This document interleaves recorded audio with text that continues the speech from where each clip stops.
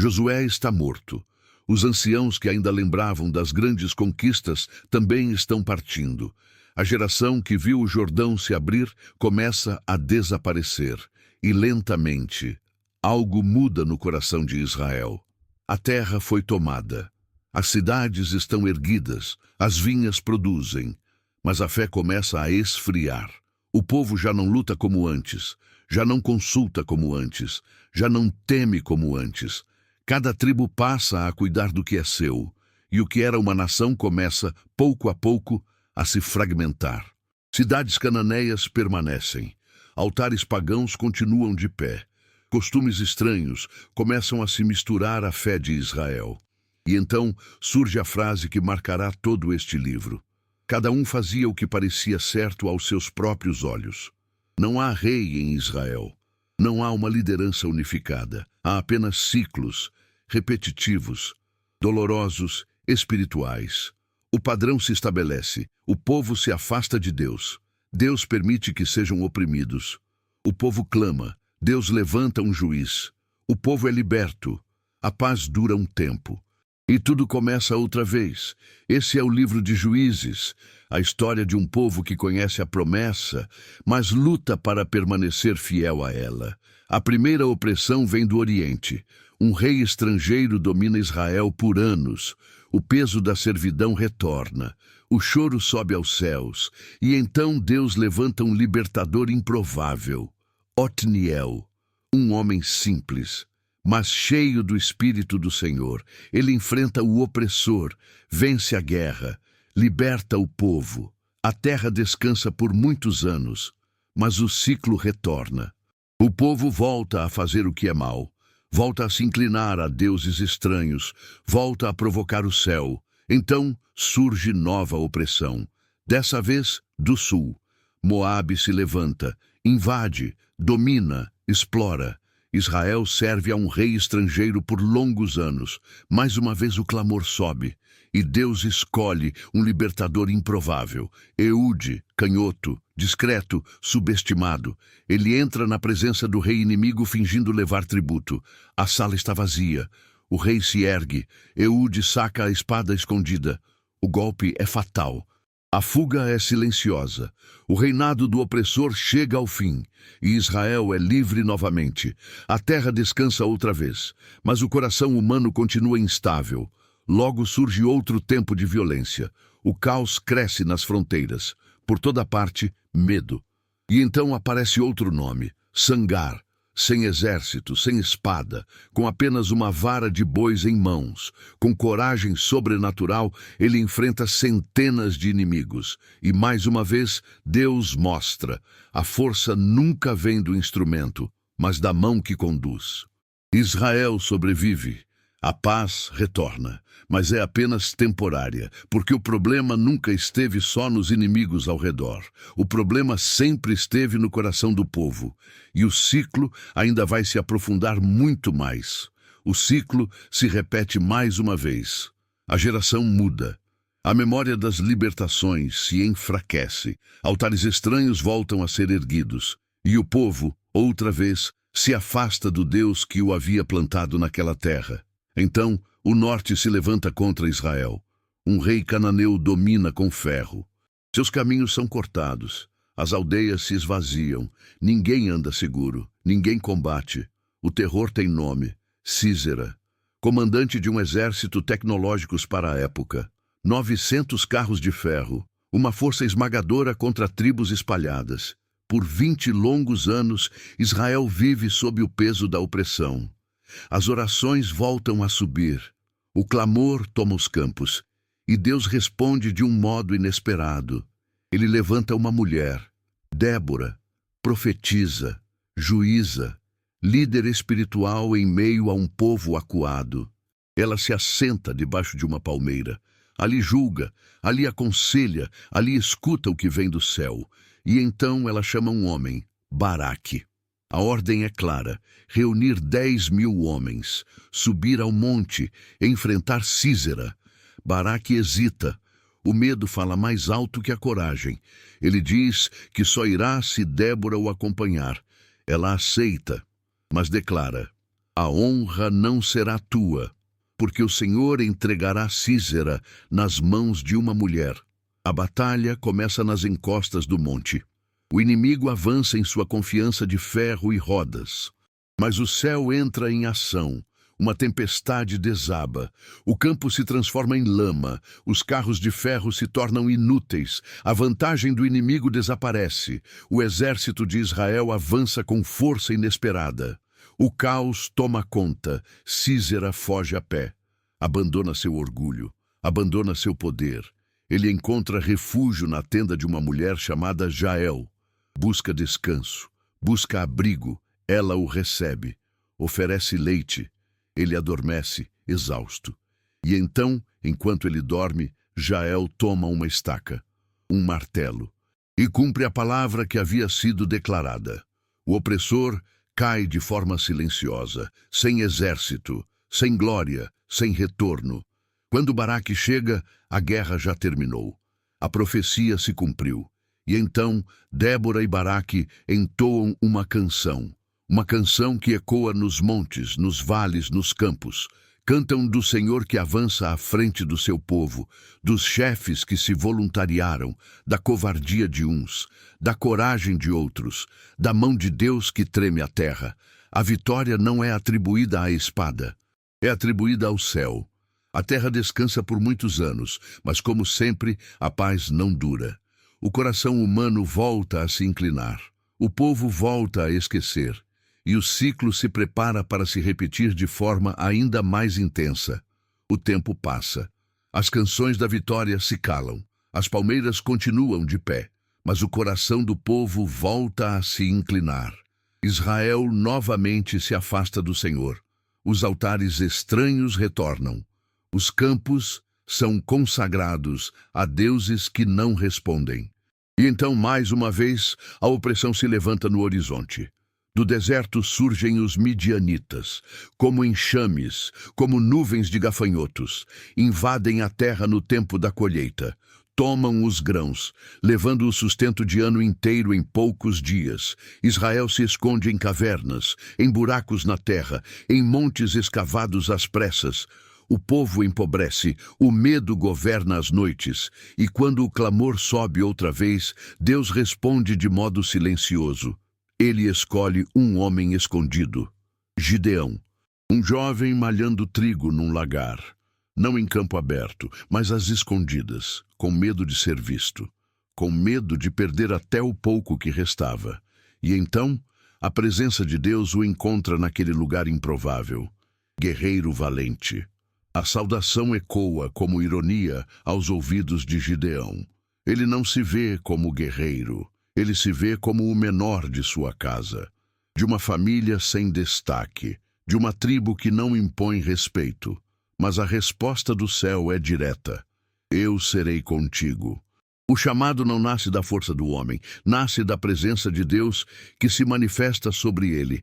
Gideão pede sinais. Primeiro, o fogo que sobe da rocha. Depois, o velo molhado enquanto a terra permanece seca. Depois, o velo seco enquanto o chão amanhece molhado. Deus não se ofende com a fragilidade de Gideão.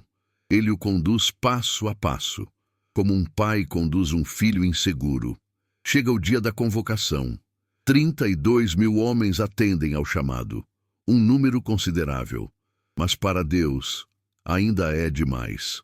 Se vencerdes com esse exército, direis que foi a vossa força. E então começa algo impensável.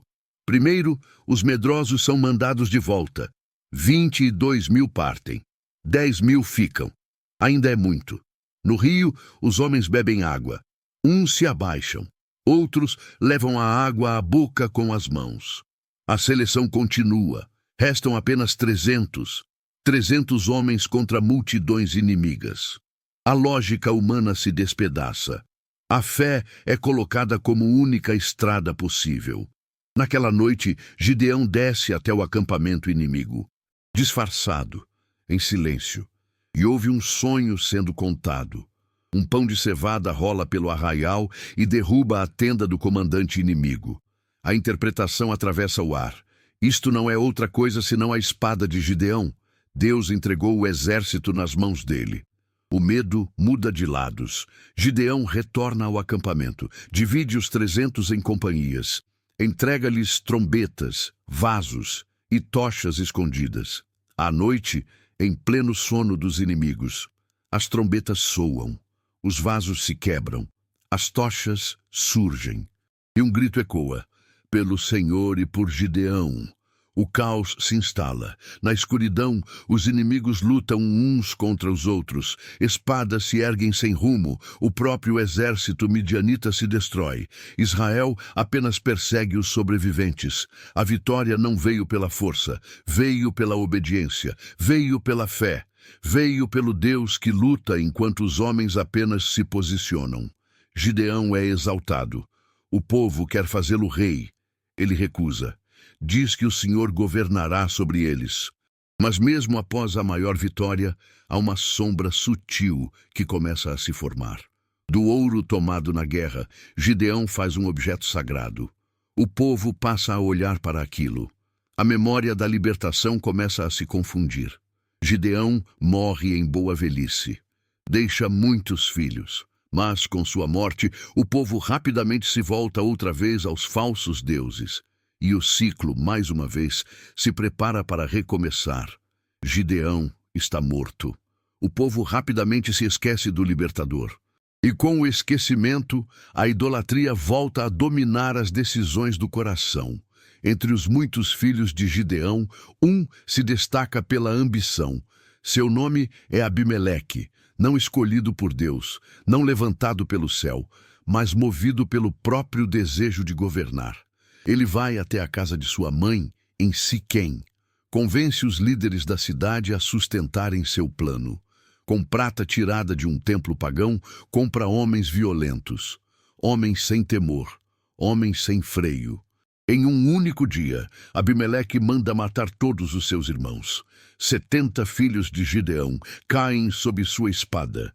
Sangue inocente é derramado pela sede de poder. Apenas um escapa. Jotão. Do alto de um monte, ele ergue a voz como um profeta. Conta uma parábola. As árvores procuram um rei, chamam a oliveira, chamam a figueira, chamam a videira.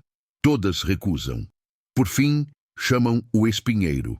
E o espinheiro aceita reinar, mas promete fogo e destruição. A mensagem é clara. Uma liderança nascida da ambição produzirá apenas ruína. Abimeleque reina por algum tempo, mas Deus envia um espírito de divisão entre ele e os homens de Siquém. Aquilo que começou em aliança termina em traição. O fogo do espinheiro começa a consumir tudo ao redor. Conspirações surgem, emboscadas são armadas. A cidade mergulha no caos. Abimeleque ataca a própria cidade que o havia feito rei. Queima torres, arrasa campos, mata o próprio povo. O poder o cega. A violência se torna seu idioma. A justiça se afasta de suas mãos. Durante um cerco, ao avançar contra uma torre fortificada, uma mulher lança uma pedra de moinho do alto. Ela atinge sua cabeça. O guerreiro cai. Ferido, agonizante, Abimeleque ordena ao escudeiro que o atravesse com a espada, para que não se diga que morreu pela mão de uma mulher. Assim termina o primeiro reinado de Israel, não com glória, mas com vergonha, não com honra, mas com ruína.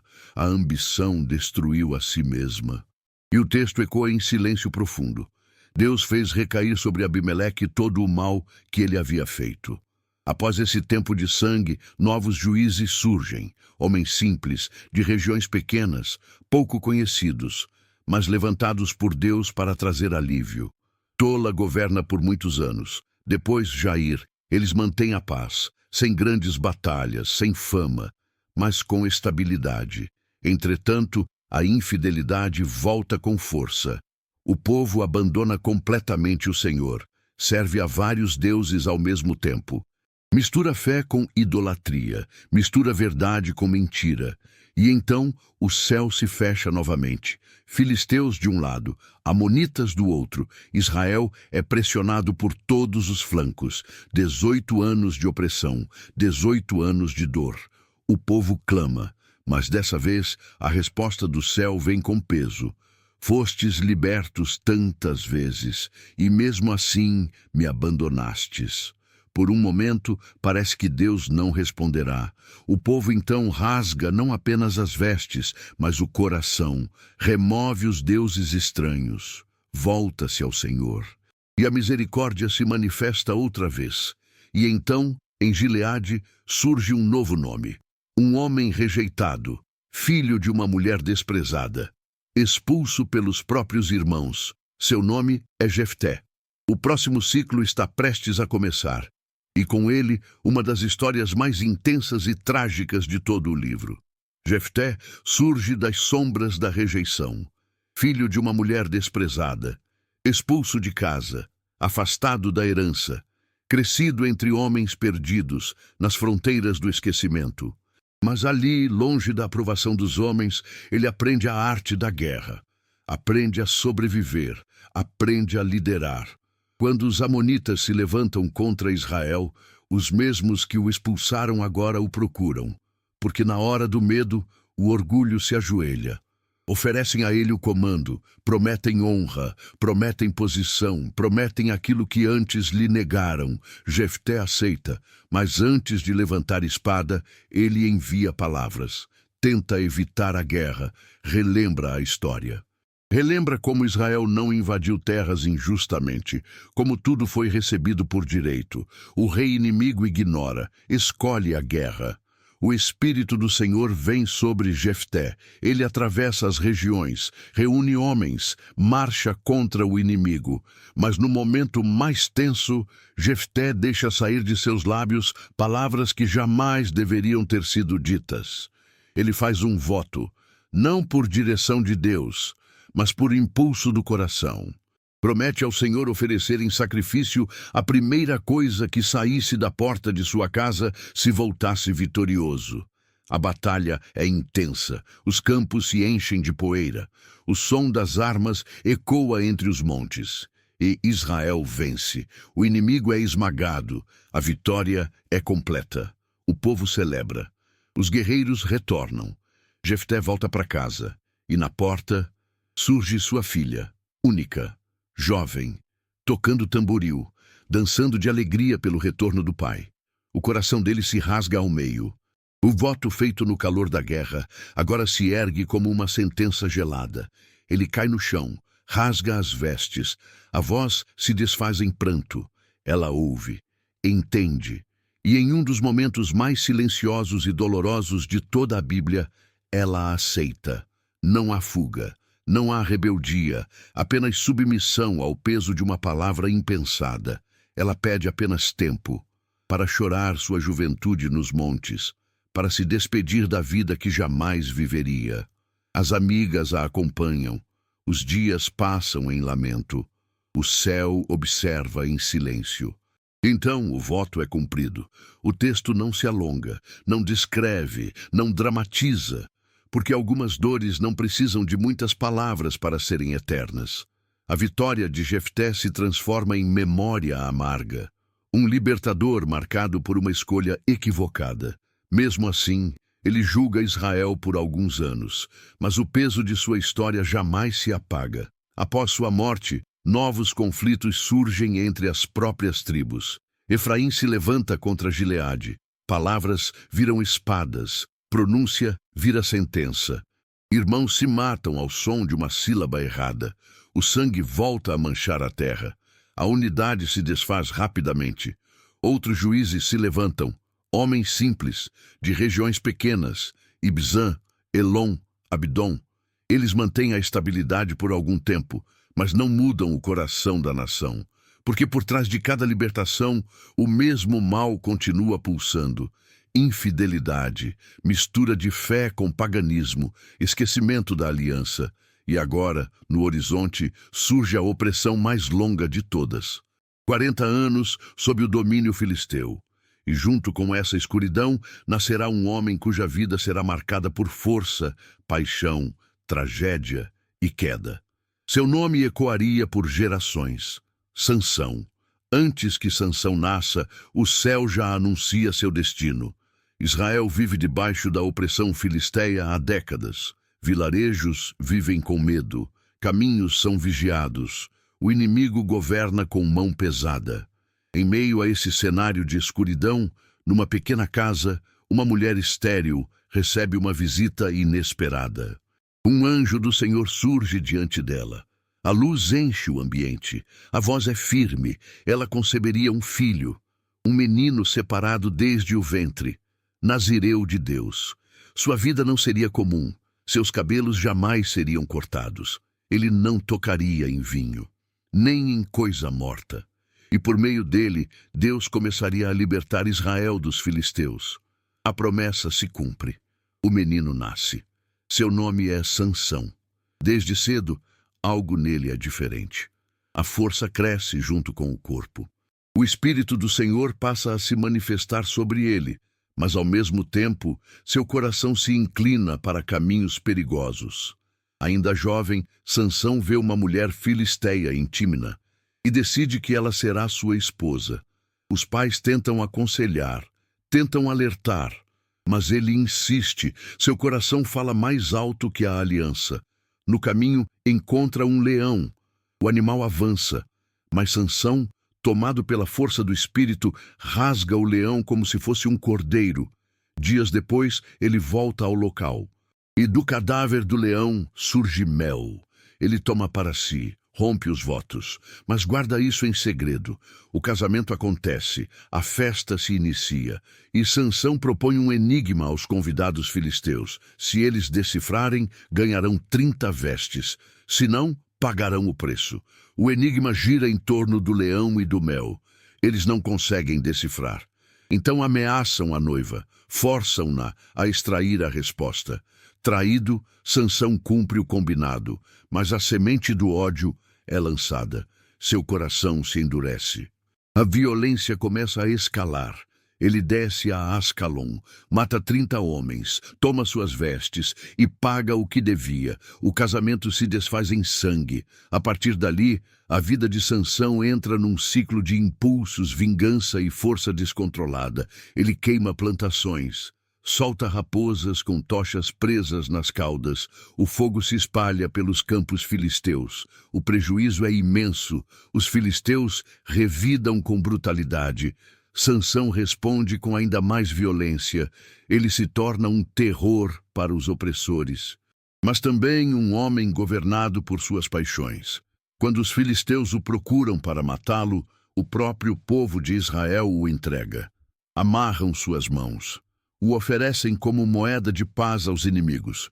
Mas quando os filisteus se aproximam, as amarras se desfazem como fio queimado. Sansão encontra uma queixada de jumento e com ela derrota 1000 homens. Ele se torna lenda entre os oprimidos e pesadelo entre os opressores. Mesmo assim, o coração de Sansão não encontra descanso. A força não vem acompanhada de sabedoria. O chamado não vem acompanhado de disciplina. Ele desce a Gaza, busca companhia na noite. Os filisteus armam uma emboscada, esperam matá-lo ao amanhecer. Mas antes do sol nascer, Sansão arranca os portões da cidade, arrasta-os até o alto de um monte e mais uma vez foge rindo da morte. A força continua, mas a queda começa a se aproximar, porque agora uma mulher surgirá em seu caminho como nenhuma outra até então. Seu nome é Dalila. E com ela, a história de Sansão entrará em sua fase mais sombria. Dalila entra na história como brisa suave, palavras doces, olhar envolvente, promessas de afeto. Os líderes filisteus a procuram em segredo, oferecem prata, muito dinheiro, em troca de uma única informação, o segredo da força de Sansão. Ela aceita. Dalila começa com jogos sutis, perguntas disfarçadas de carinho, toques acompanhados de insinuações, risos que escondem armadilhas. Sansão brinca com o perigo. Primeiro mente, depois mente novamente, corda nova, corda velha, trama de fios. Cada teste termina da mesma forma. Ele rompe tudo como se fosse palha seca, e Dalila finge surpresa, mas a paciência dela é maior que a dele. Dia após dia, ela insiste, pressiona, chora, acusa, manipula, até que, cansado, Sansão abre a alma, revela o segredo que nunca deveria ter sido dito, revela que sua força vinha da consagração, do nazireado, do sinal visível de seus cabelos jamais cortados. Dalila percebe que agora a verdade foi entregue. Adormece Sansão em seus braços. Chama um homem. O primeiro fio cai, depois outro e outro. O sinal da aliança é removido enquanto ele dorme. Quando ele desperta, acredita que ainda é forte, mas não sabe que algo invisível já havia partido. O Espírito do Senhor se afastou. Os filisteus o prendem, furam seus olhos, prendem-no em cadeias, transformam o juiz de Israel em prisioneiro, o guerreiro em escravo, o forte em cego. Agora ele gira o moinho. No silêncio, na escuridão, na humilhação, mas no cárcere algo começa a crescer novamente. Seu cabelo volta a crescer. Os filisteus decidem celebrar. Chamam Sansão ao grande templo. Milhares de pessoas se reúnem, riem dele, zombam, atribuem a vitória ao seu Deus. Sansão pede que o conduzam até os pilares, quer apenas descansar as mãos.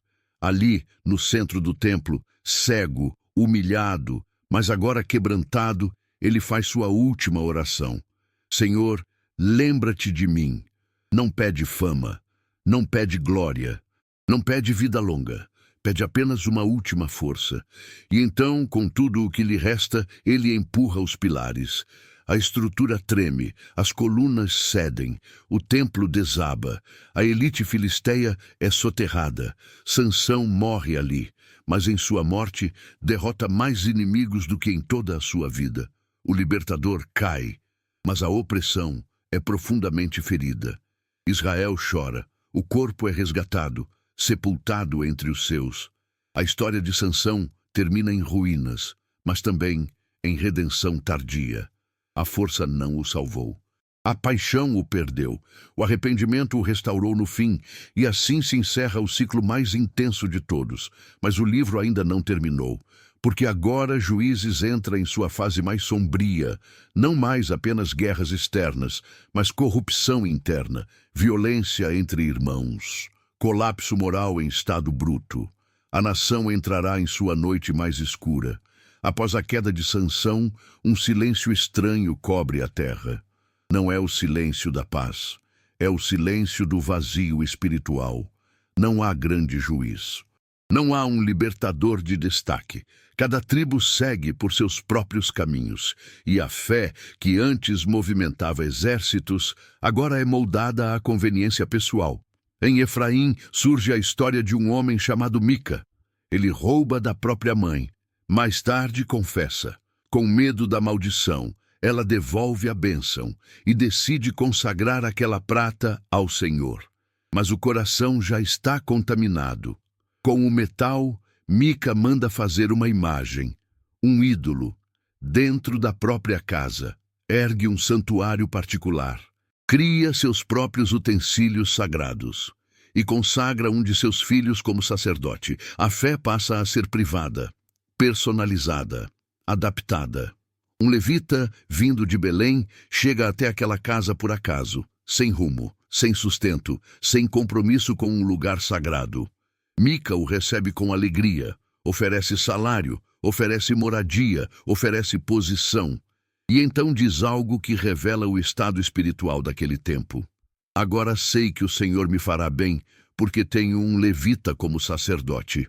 A presença de um símbolo substitui a obediência à verdade. A aparência substitui a aliança. Enquanto isso, a tribo de Dan ainda não encontrou lugar para si. Sua herança prometida não foi plenamente tomada.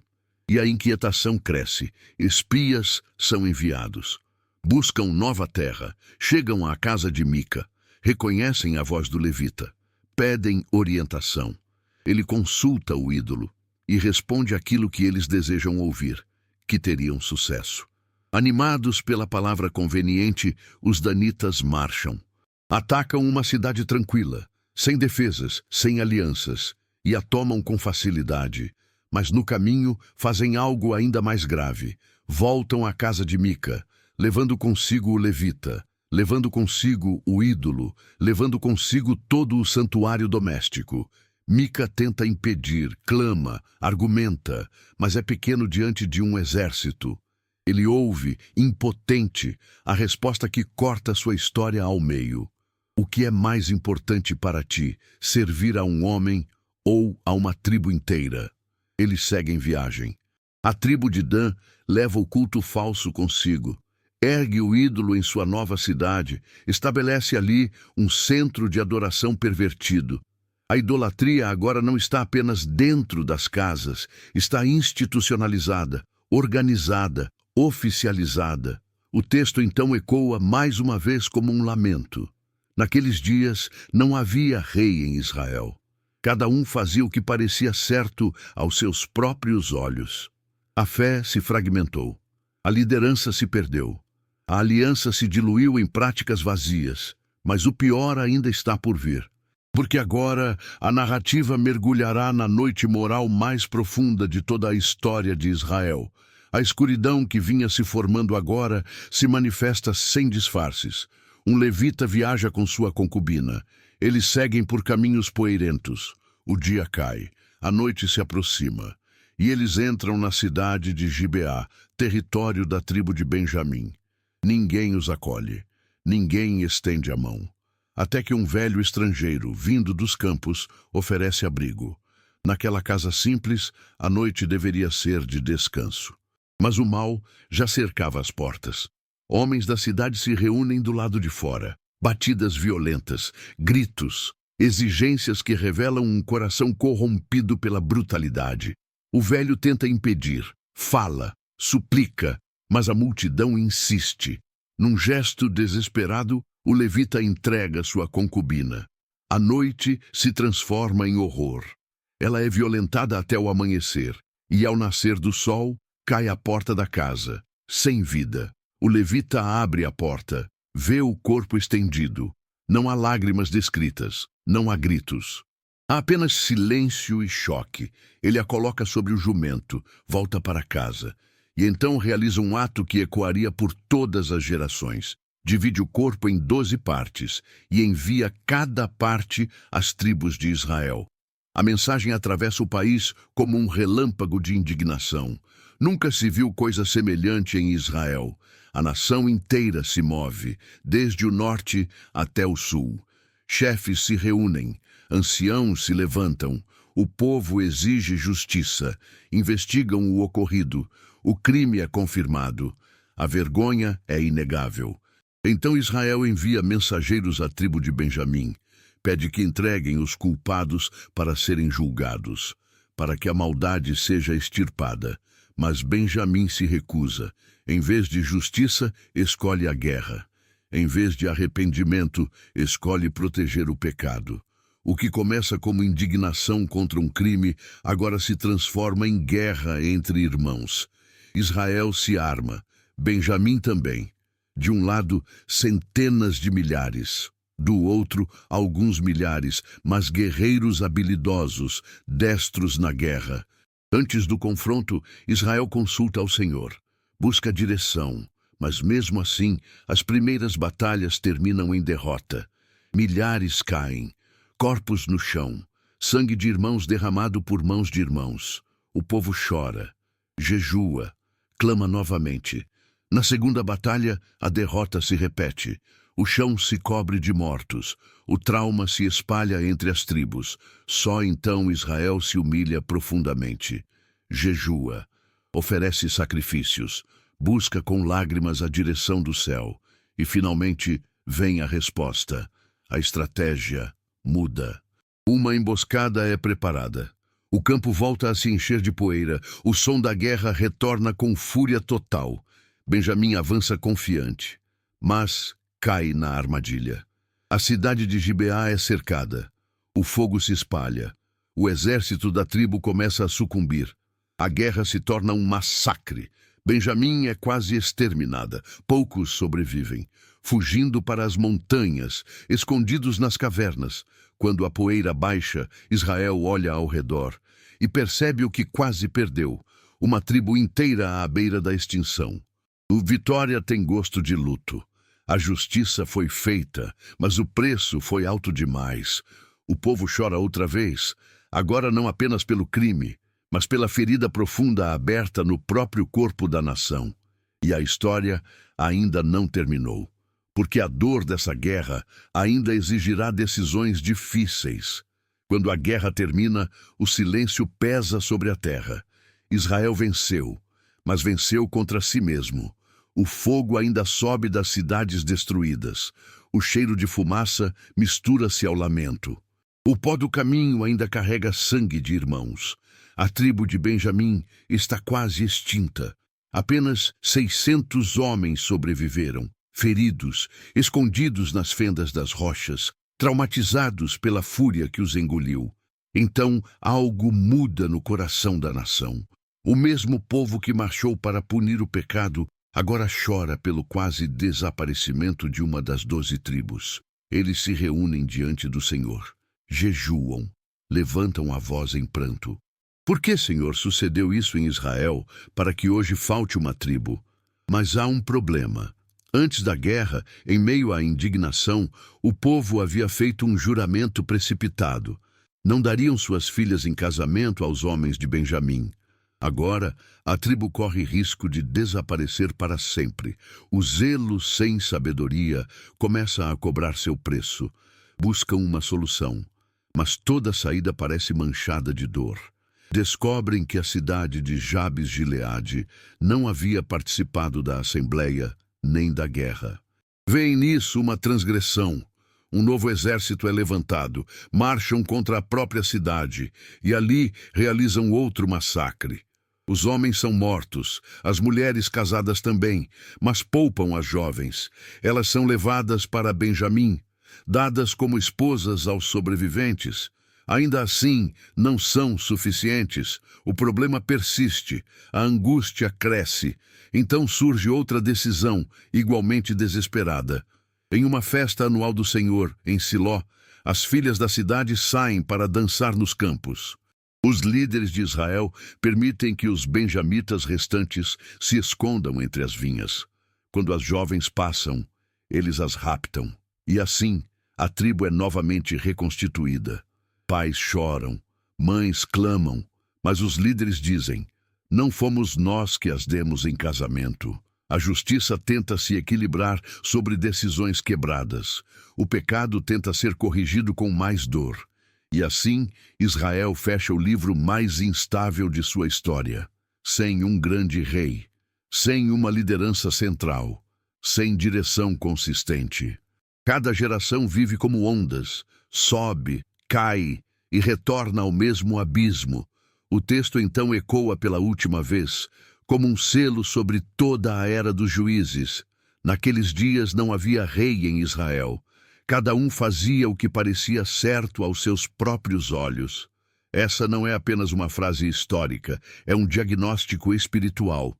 Quando não há autoridade divina no centro, cada coração se torna seu próprio trono. E todo trono humano, sem Deus, termina em caos. O livro de Juízes não termina com triunfo, termina com alerta. Não termina com coroações, termina com confusão. Mas ele prepara o caminho para algo maior, porque do meio desse colapso nascerá um clamor por um rei. E do meio desse clamor surgirá uma nova fase da história. Uma era de profetas, uma era de reis, uma era de decisões que mudariam o destino da nação para sempre.